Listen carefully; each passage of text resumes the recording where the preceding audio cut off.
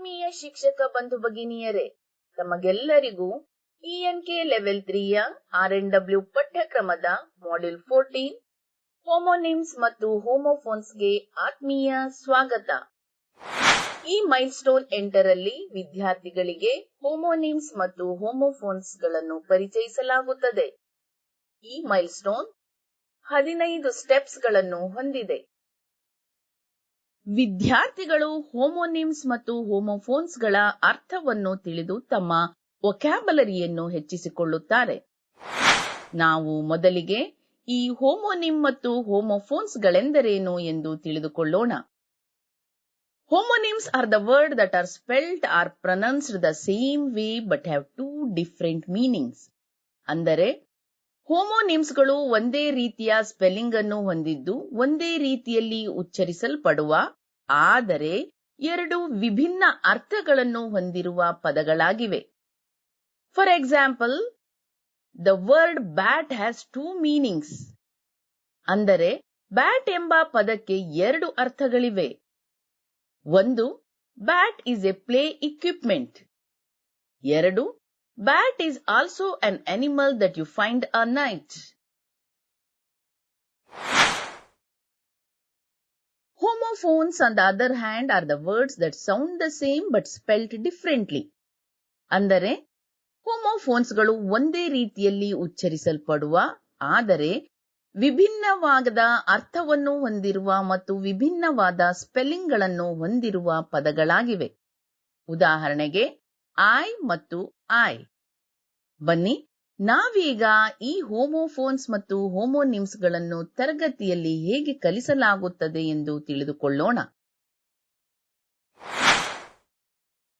ಮೊದಲಿಗೆ ನಾವು ಹೋಮೋನಿಮ್ಸ್ ಗಳನ್ನು ಪರಿಚಯಿಸುವ ಆಕ್ಟಿವಿಟಿಯೊಂದಿಗೆ ಪ್ರಾರಂಭಿಸೋಣ. ಈ ಆಕ್ಟಿವಿಟಿನ ಸ್ಟೆಪ್ಸ್ ಗಳನ್ನು ಟೀಚರ್ ಕಾರ್ಡ್ ನಂಬರ್ 117 ನಲ್ಲಿ ನೀಡಲಾಗಿದೆ. ಸ್ಟೆಪ್ 1. ಮೊದಲು ಬ್ಯಾಟ್, ಬ್ಯಾಂಕ್, ಪಿನ್, ರಿಂಗ್, ಸಾ, ಫ್ಲೈ ಎಂಬ ಪದಗಳನ್ನು ಬೋರ್ಡ್ನ ಮೇಲೆ ಬರೆಯಿರಿ. ಇಲ್ಲವೇ ಈ ಪದಗಳ ಫ್ಲಾಶ್ ಕಾರ್ಡ್ಗಳನ್ನು ವಿದ್ಯಾರ್ಥಿಗಳಿಗೆ ತೋರಿಸಿ ಅವುಗಳನ್ನು ಓದಲು ತಿಳಿಸಿ. ಈ ಪದಗಳ ಅರ್ಥವನ್ನು ಕೇಳಿ ಅವುಗಳನ್ನು ಗ್ಲಾಸರಿಯಲ್ಲಿ ಹುಡುಕಲು ಹೇಳಿ. ಈ ಎರಡೂ ಪದಗಳು ಒಂದೇ ರೀತಿಯ ಸ್ಪೆಲ್ಲಿಂಗ್ ಅನ್ನು ಹೊಂದಿರುವುದರಿಂದ ಗ್ಲಾಸರಿಯಲ್ಲಿ ಒಟ್ಟಿಗೆ ಕಾಣಿಸಿಕೊಳ್ಳುತ್ತವೆ. ವಿದ್ಯಾರ್ಥಿಗಳಿಗೆ ಈ ಪದಗಳ ಎರಡೂ ಅರ್ಥಗಳನ್ನು ನೋಟ್ಬುಕ್ನಲ್ಲಿ ಬರೆಯಲು ತಿಳಿಸಿ.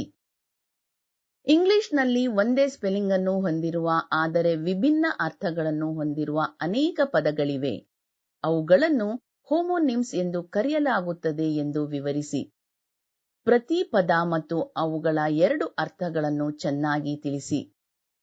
6 ಪದಗಳ ಎರಡೂ ಅರ್ಥಗಳನ್ನು ವಿದ್ಯಾರ್ಥಿಗಳು ಸರಿಯಾಗಿ ಅರ್ಥ ಮಾಡಿಕೊಳ್ಳಲಿ. ವಿದ್ಯಾರ್ಥಿಗಳು ಗ್ಲಾಸರಿಯಲ್ಲಿ ಕೆಲವು ಹೋಮೋನಿಮ್ಸ್ಗಳ ಎರಡೂ ಅರ್ಥಗಳನ್ನು ಕಂಡುಕೊಳ್ಳುತ್ತಾರೆ ಮತ್ತು ಅವುಗಳನ್ನು ತಮ್ಮ ವರ್ಕ್ ಬುಕ್ ಅಥವಾ ನೋಟ್ಬುಕ್ ನಲ್ಲಿ ಬರೆಯುತ್ತಾರೆ. ಅವರು ಎರಡೂ ಅರ್ಥಗಳನ್ನು ಹಲವಾರು ಬಾರಿ ಓದಲಿ ಮತ್ತು ಅರ್ಥ ಮಾಡಿಕೊಳ್ಳಲಿ. ರಿವ್ಯೂನ ಸಮಯದಲ್ಲಿ ವಿದ್ಯಾರ್ಥಿಗಳು ಪದಗಳ ಎರಡೂ ಅರ್ಥಗಳನ್ನು ತಿಳಿದಿದ್ದಾರೆಯೇ ಎಂದು ಚೆಕ್ ಮಾಡಿ. Step 2. Children read sentences with some of the homonyms they have learned and understood in the previous exercise. ಈ ಹಂತದಲ್ಲಿ ವಿದ್ಯಾರ್ಥಿಗಳು ಹಿಂದಿನ ಎಕ್ಸರ್ಸೈಸ್ ನಲ್ಲಿ ಕಲಿತ ಮತ್ತು ಅರ್ಥ ಮಾಡಿಕೊಂಡ ಕೆಲವು ಹೋಮೋನಿಮ್ಸ್ಗಳೊಂದಿಗೆ ಸೆಂಟೆನ್ಸಸ್ ಗಳನ್ನು ಓದುತ್ತಾರೆ. ಇಲ್ಲಿ ವರ್ಡ್ಸ್ ಗಳನ್ನು ಒಂದು ಕಾಂಟೆಕ್ಸ್ಟ್ಗೆ ಸೆಟ್ ಮಾಡಲಾಗಿದೆ. ಉದಾಹರಣೆ, We use a toothbrush to brush our teeth. Please park your cycle behind the park. I went to the bank that was near the river bank. Children stood in a row and clapped for the players rowing the boat. The girls in the school band wore red headbands. The trees in the garden shed their leaves on the car shed. ಈ ಸೆಂಟೆನ್ಸ್ಗಳನ್ನು ಓದಲು ಮತ್ತು ಹೋಮೋನಿಮ್ಸ್ಗಳ ಅರ್ಥವನ್ನು ಕಂಡುಹಿಡಿಯಲು ವಿದ್ಯಾರ್ಥಿಗಳಿಗೆ ಸಹಾಯ ಮಾಡಿ. ವಿದ್ಯಾರ್ಥಿಗಳು ತಮ್ಮ ನೋಟ್ಬುಕ್ನಲ್ಲಿ ವರ್ಡ್ಸ್ ಮೀನಿಂಗ್ ಮತ್ತು ಸೆಂಟೆನ್ಸ್ಗಳನ್ನು ಬರೆಯಬೇಕು. ಈಗ ರಿವ್ಯೂ.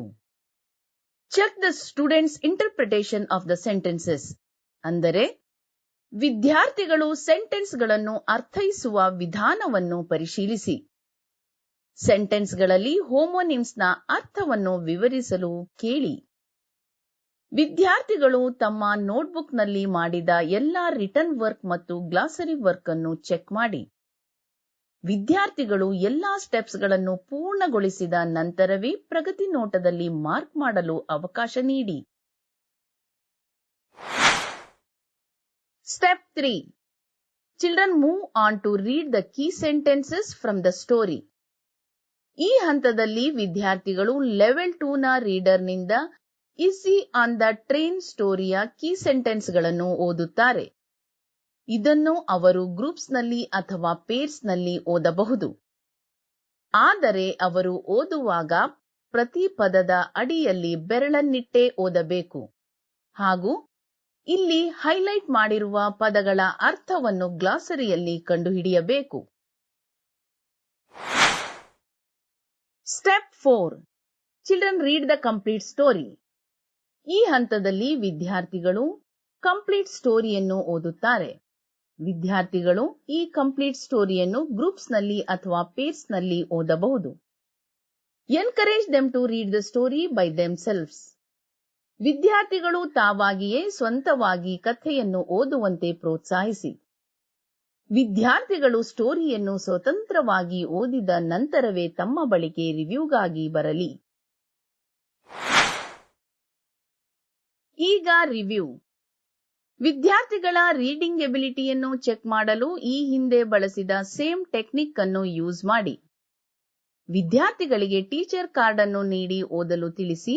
ನೀವು ಅವರ ವರ್ಕ್ ಬುಕ್ ನಲ್ಲಿ ಅವರು ಓದಲು ಸಾಧ್ಯವಾಗದಿರುವ ಪದಗಳನ್ನು ಅಂಡರ್ಲೈನ್ ಮಾಡಿ.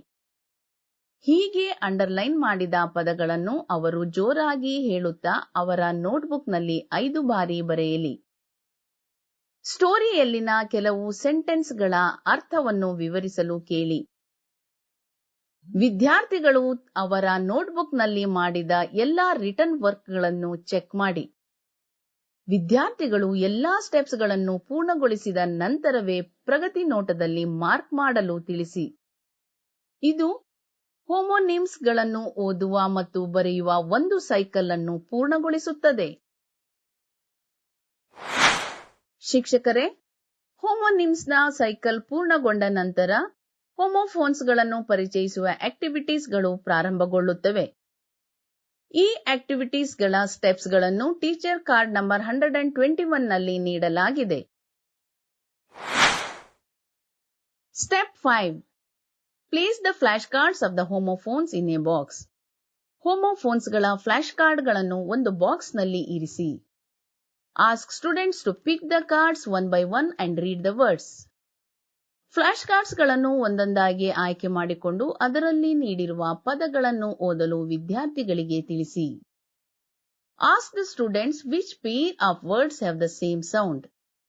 ವಿದ್ಯಾರ್ಥಿಗಳಿಗೆ ಯಾವ ಪೇರ್ ಆಫ್ ವರ್ಡ್ಸ್ ಒಂದೇ ಸೌಂಡ್ ಅನ್ನು ಹೊಂದಿದೆ ಎಂಬುದನ್ನು ಕೇಳಿ.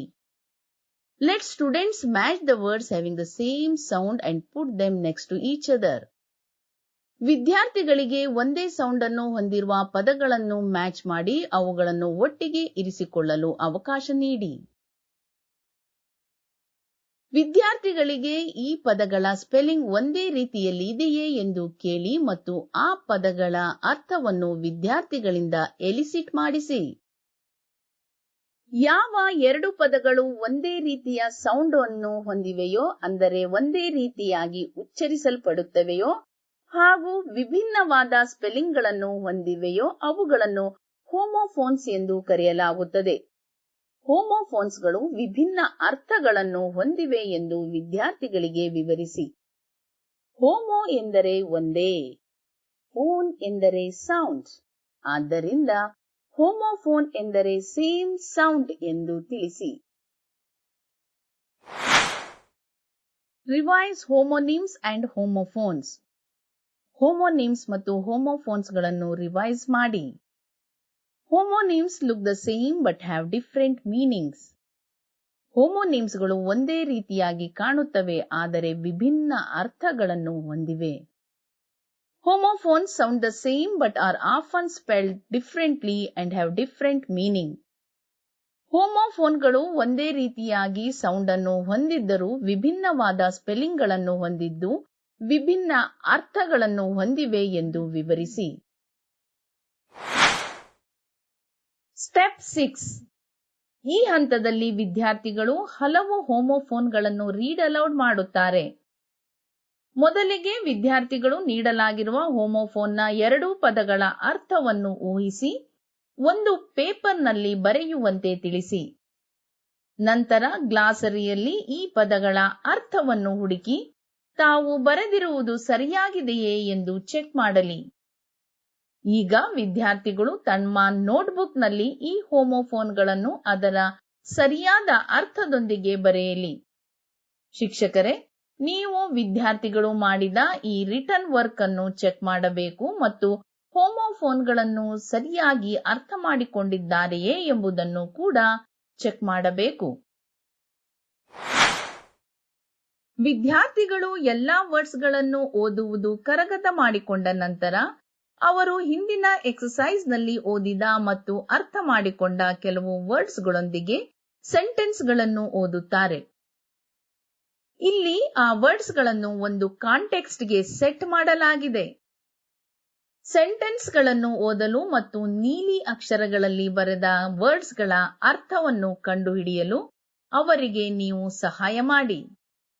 ವಿದ್ಯಾರ್ಥಿಗಳು ತಮ್ಮ ನೋಟ್ಬುಕ್ನಲ್ಲಿ ವರ್ಡ್ಸ್ ಮೀನಿಂಗ್ ಮತ್ತು ಸೆಂಟೆನ್ಸ್ಗಳನ್ನು ಬರೆಯಬೇಕು.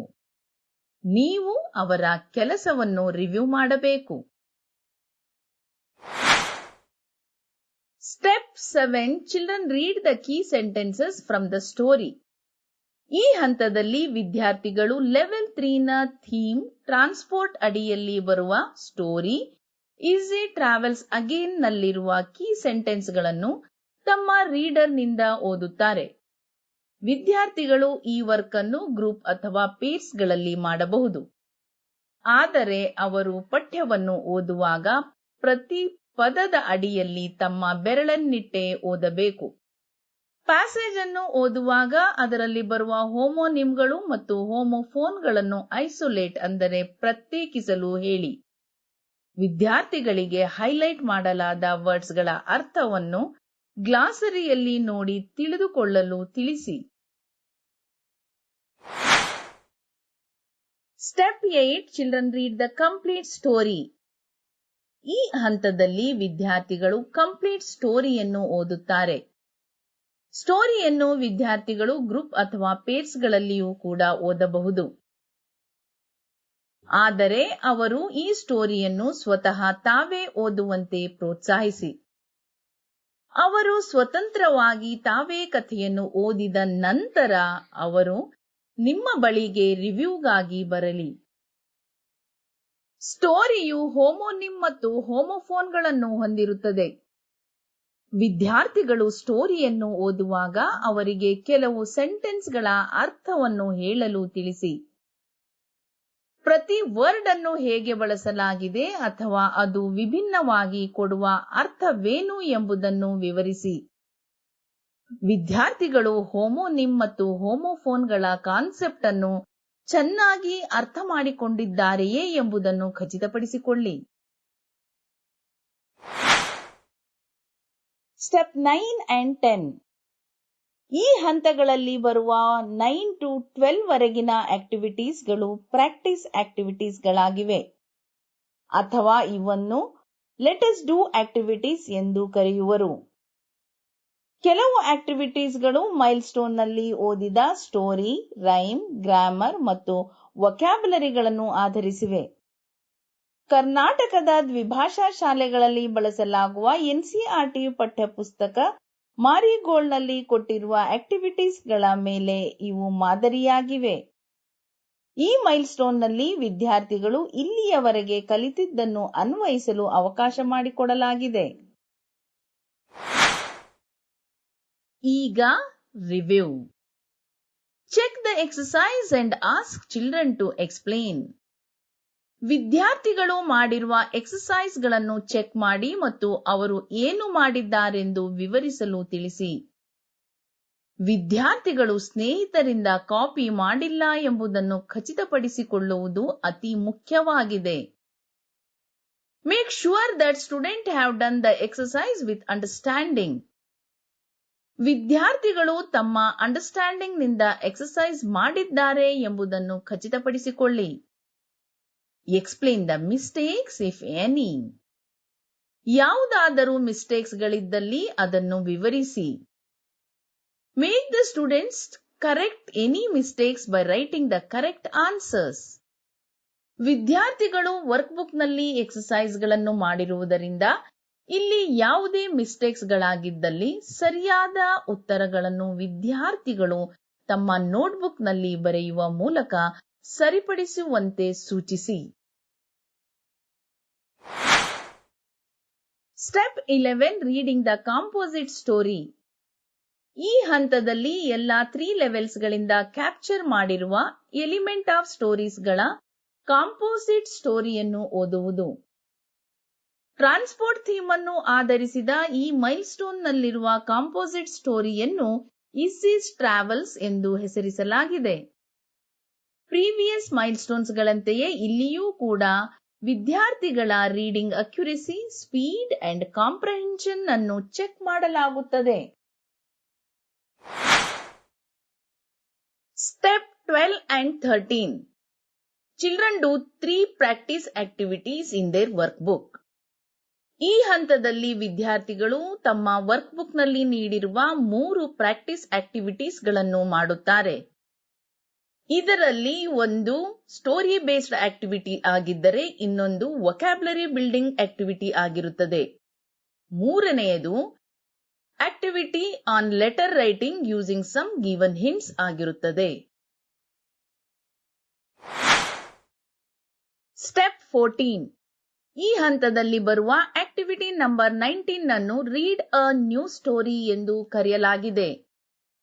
ಈ ಹಂತದಲ್ಲಿ ವಿದ್ಯಾರ್ಥಿಗಳು ಆಲ್ 3 ಯೂನಿಟ್ಸ್ಗಳ ಸ್ಟೋರಿ ಮತ್ತು ಕಾಂಪೋಸಿಟ್ ಸ್ಟೋರಿಯನ್ನು ಓದಿದ ನಂತರ ಸಿಂಪಲ್ ವರ್ಡ್ಸ್ಗಳನ್ನು ಒಳಗೊಂಡಿರುವ ಶಾರ್ಟ್ ಸ್ಟೋರಿಯ ರೂಪದಲ್ಲಿರುವ ಅನ್ನೌನ್ ಟೆಕ್ಸ್ಟ್ ಅನ್ನು ಓದಲು ಸಿದ್ಧರಾಗಿರುತ್ತಾರೆ.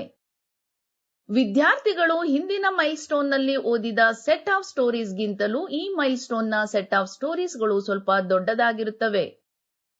ಶಿಕ್ಷಕರು ಬಳಸಬೇಕಾದ ಲಿಸ್ಟ್ ಆಫ್ ಬುಕ್ಸ್ ಅನ್ನು ಟೀಚರ್ ಕಾರ್ಡ್ನಲ್ಲಿ ನೀಡಲಾಗಿದೆ. ಸ್ಟೆಪ್ 15. ಈ ಮೈಲ್ಸ್ಟೋನ್ನ ಕೊನೆಯ ಸ್ಟೆಪ್ ಎಂದರೆ ಐ ಕ್ಯಾನ್ ಡೂ ಎಕ್ಸರ್ಸೈಸ್. ಇಲ್ಲಿ ವಿದ್ಯಾರ್ಥಿಗಳು ಹೊಂದಿರುವ ಹೋಮೋನಿಮ್ ಮತ್ತು ಹೋಮೋಫೋನ್ಗಳ ನಾಲೆಜ್ ಅನ್ನು ಅಸೆಸ್ ಮಾಡಬಹುದಾಗಿದೆ. Total evaluation or summative assessment essay is conducted at the end of the 8th milestone. ಶಿಕ್ಷಕರೇ, 8ನೇ ಮೈಲ್ಸ್ಟೋನ್ನ ಕೊನೆಯಲ್ಲಿ ಟೋಟಲ್ ಇವ್ಯಾಲ್ಯೂಯೇಷನ್ ಅಥವಾ ಸಮೇಟಿವ್ ಅಸೆಸ್ಮೆಂಟ್ ಅನ್ನು ನಡೆಸಲಾಗುತ್ತದೆ. All children of level 1, level 2 and level 3 assess together. Level 1, level 2 ಮತ್ತು level 3 ನ ಎಲ್ಲಾ ವಿದ್ಯಾರ್ಥಿಗಳಿಗೆ ಒಟ್ಟಿಗೆ ಅಸೆಸ್ಮೆಂಟ್ಗೆ ಒಳಪಡಿಸಲಾಗುತ್ತದೆ. Make children sit at a distance from each other. ವಿದ್ಯಾರ್ಥಿಗಳನ್ನು ಪರಸ್ಪರ ದೂರದಲ್ಲಿ ಕುಳಿತುಕೊಳ್ಳುವಂತೆ ಮಾಡಿ. Complete the dictation exercise first. ಮೊದಲಿಗೆ ಡಿಕ್ಟೇಷನ್ ಎಕ್ಸರ್ಸೈಸ್ ಅನ್ನು ಪೂರ್ಣಗೊಳಿಸಿ. After the first 2 dictation cards, stop the dictation for the level 1 children. ಮೊದಲ 2 ಡಿಕ್ಟೇಷನ್ ಕಾರ್ಡ್ಗಳ ನಂತರ ಲೆವೆಲ್ 1 ವಿದ್ಯಾರ್ಥಿಗಳಿಗೆ ಡಿಕ್ಟೇಷನ್ ಅನ್ನು ನಿಲ್ಲಿಸಿ. After the dictation card 3, stop the dictation for level 2 children. Dictation card 3ರ ನಂತರ ಲೆವೆಲ್ 2 ನ ವಿದ್ಯಾರ್ಥಿಗಳಿಗೆ ಡಿಕ್ಟೇಷನ್ ನಿಲ್ಲಿಸಿ. Complete dictation card 4 for level 3 children. Level 3 ವಿದ್ಯಾರ್ಥಿಗಳಿಗೆ ಡಿಕ್ಟೇಷನ್ ಕಾರ್ಡ್ 4 ಅನ್ನು ಪೂರ್ಣಗೊಳಿಸಿ. Hand out the evaluation sheets after the dictation is over. ಶಿಕ್ಷಕರೇ, ವಿದ್ಯಾರ್ಥಿಗಳು dictation ಅನ್ನು ಮುಗಿಸಿದ ನಂತರ ಇವ್ಯಾಲ್ಯೂಯೇಷನ್ ಶೀಟ್ಸ್ ಗಳನ್ನು ಹಸ್ತಾಂತರಿಸಿ. Level 1 children are expected to do only the evaluation exercise. Level 1ರ ವಿದ್ಯಾರ್ಥಿಗಳು ಇವ್ಯಾಲ್ಯೂಯೇಷನ್ ಎಕ್ಸರ್ಸೈಸ್ 1 ಅನ್ನು ಮಾತ್ರ ಮಾಡಬೇಕು. ಇದಕ್ಕಾಗಿ ಅವರಿಗೆ 20 ನಿಮಿಷಗಳ ಕಾಲಾವಕಾಶವನ್ನು ನೀಡಿ. Level 2 children do evaluation exercise 1 and 2. Level 2 ನ ವಿದ್ಯಾರ್ಥಿಗಳು ಇವ್ಯಾಲ್ಯೂಯೇಷನ್ ಎಕ್ಸರ್ಸೈಸ್ 1 ಮತ್ತು 2 ಅನ್ನು ಮಾಡುತ್ತಾರೆ. ಇದನ್ನು ಪೂರ್ಣಗೊಳಿಸಲು ಅವರಿಗೆ 30 ನಿಮಿಷಗಳ ಕಾಲಾವಕಾಶವನ್ನು ನೀಡಿ. Level 3 children do evaluation exercise 1, 2, 3, 4. Level 3ರ ವಿದ್ಯಾರ್ಥಿಗಳು ಇವ್ಯಾಲ್ಯೂಯೇಷನ್ ಎಕ್ಸರ್ಸೈಸ್ 1, 2, 3, 4 ಅನ್ನು ಮಾಡಬೇಕು. ಇದಕ್ಕಾಗಿ ಅವರಿಗೆ 50 ನಿಮಿಷಗಳ ಕಾಲಾವಕಾಶವನ್ನು ನೀಡಿ. ಇಲ್ಲಿಗೆ ಮೈಲ್ಸ್ಟೋನ್ 8 ಮತ್ತು ಸಮೇಟಿವ್ ಅಸೆಸ್ಮೆಂಟ್ ಹೇಗೆ ಮಾಡಬೇಕು ಎಂಬುದು ಕೊನೆಗೊಂಡಿತು. ಶಿಕ್ಷಕರೇ, ತಮಗೆಲ್ಲರಿಗೂ ಲೆವೆಲ್ 3ನ RNW ಕರಿಕ್ಯುಲಂನ ಮೈಲ್ಸ್ಟೋನ್ 8ರ ಹೋಮೋನಿಮ್, ಹೋಮೋಫೋನ್ಸ್ ಮತ್ತು ಸಮೇಟಿವ್ ಅಸೆಸ್ಮೆಂಟ್ಗಳ ಬಗ್ಗೆ ಚೆನ್ನಾಗಿ ಅರ್ಥವಾಗಿದೆ ಎಂದು ಭಾವಿಸುತ್ತಾ ಶುಭವಾಗಲಿ. ವಂದನೆಗಳು.